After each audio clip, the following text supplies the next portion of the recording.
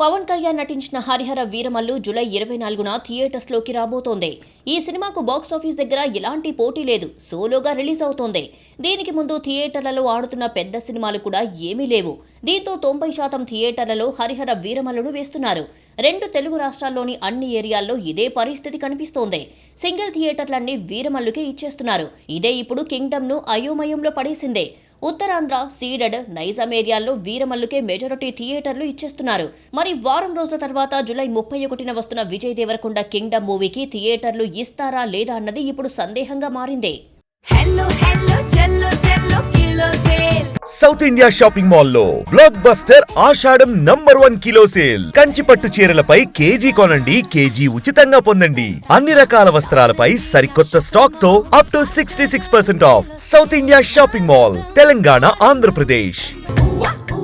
అప్పటికి వీరమల్లు రిలీజ్ అయి వారం రోజులే అవుతుంది కాబట్టి టాక్ బాగుంటే ఇవ్వడం కష్టమే.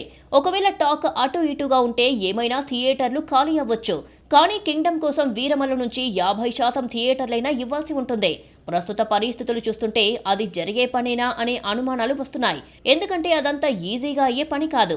పవన్ కళ్యాణ్ సినిమాను తీసేసి కింగ్డమ్ మూవీని వేస్తే జరిగే రచ్చ అంతా ఇంత కాదు. ఇప్పటికే పవర్ స్టార్ వీరమల్లు కోసం రంగంలోకి దిగిపోయాడు. రిలీజ్ కి 2-3 రోజుల ముందు గట్టిగా ప్రమోట్ చేస్తున్నారు. దీంతో పవన్ ఫ్యాన్స్ ఫుల్ జోష్ లో ఉన్నారు.